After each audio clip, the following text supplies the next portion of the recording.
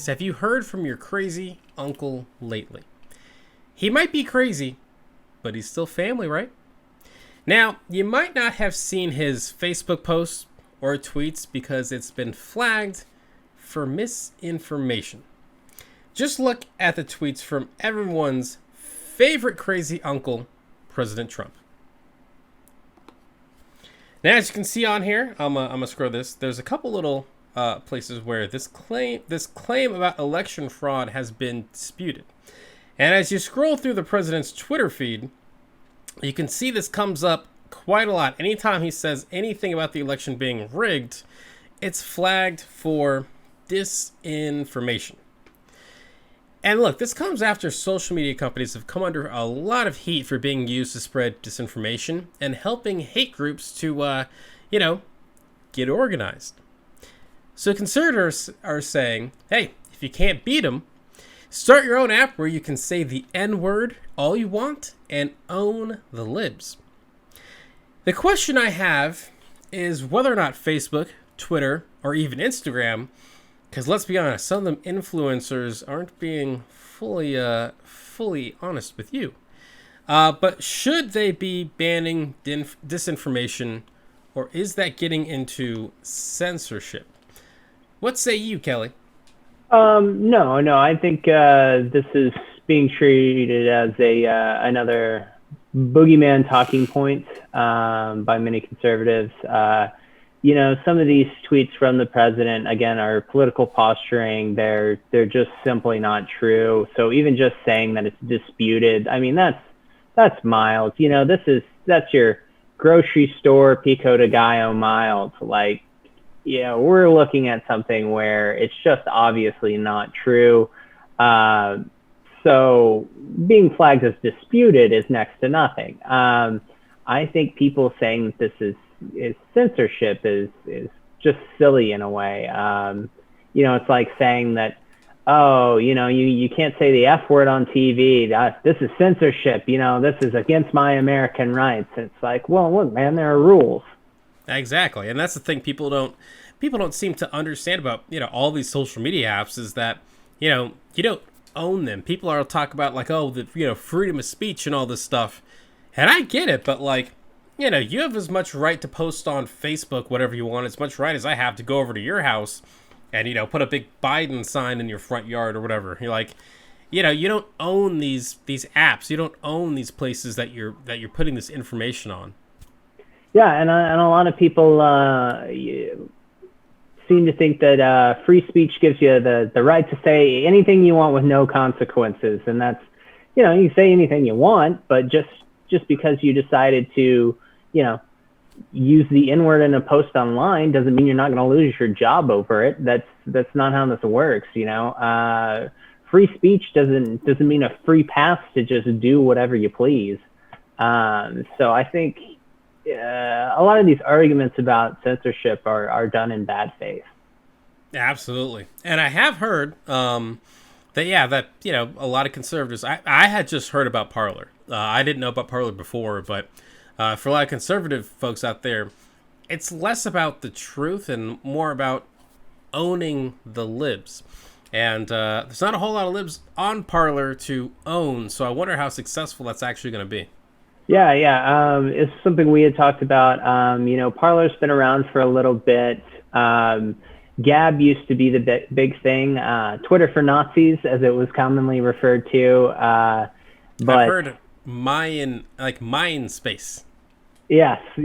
I think that's accurate depiction for Gab, especially. We saw the 2008 Pittsburgh synagogue shooting, several people dead, the worst anti-Jewish attack in American history. And the shooter was a big Gab user. It's what to some extent opened the door for Parler, knocks Gab off the playing field because people started openly referring to it as Twitter for Nazis. So I think Gab, MeWe, Parler, all these alt-right,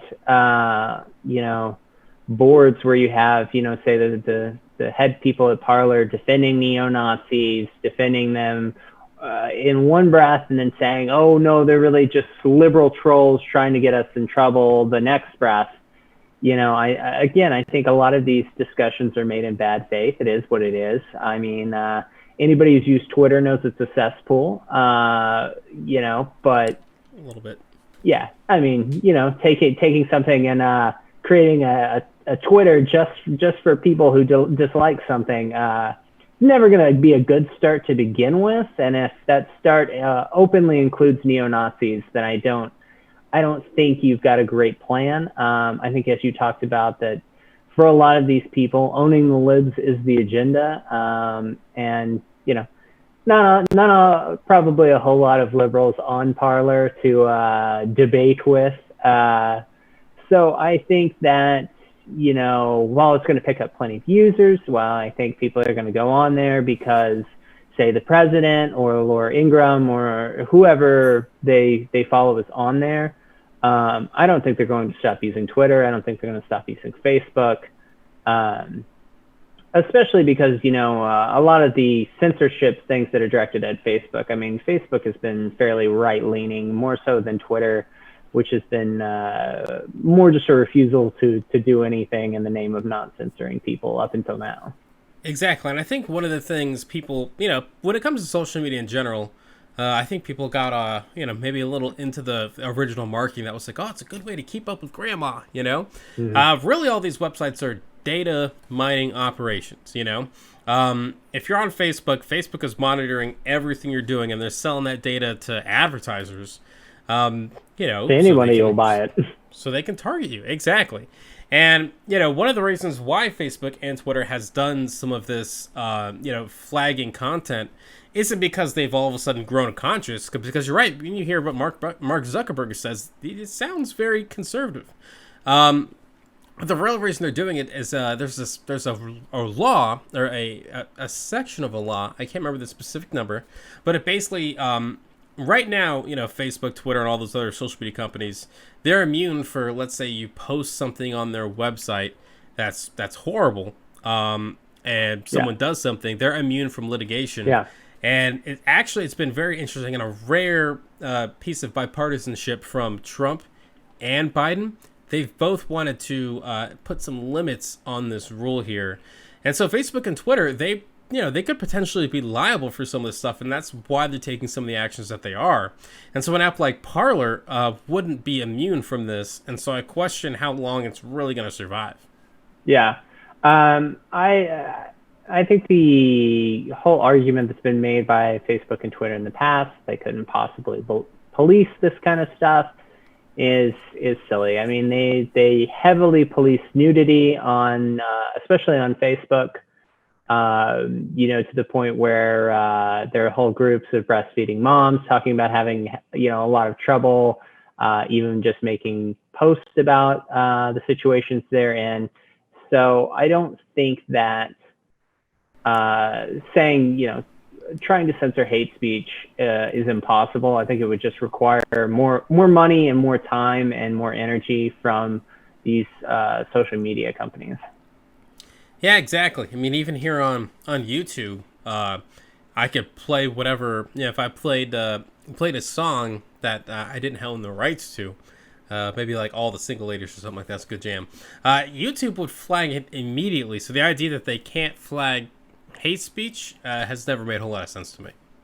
Yeah, I mean, obviously there's going to be things where, say something less popular than All the Single Ladies might be up for free on YouTube where it shouldn't be, the filters don't catch it kind of thing. But obviously there are also, there are things with a lot more hits than those that have hate speech in them. And then it seems like it takes a big outcry for YouTube or these other companies to take them down when I think they're probably getting flagged by algorithms, or if not, then the algorithms have been set to just kind of ignore those, for the sake of the almighty dollar.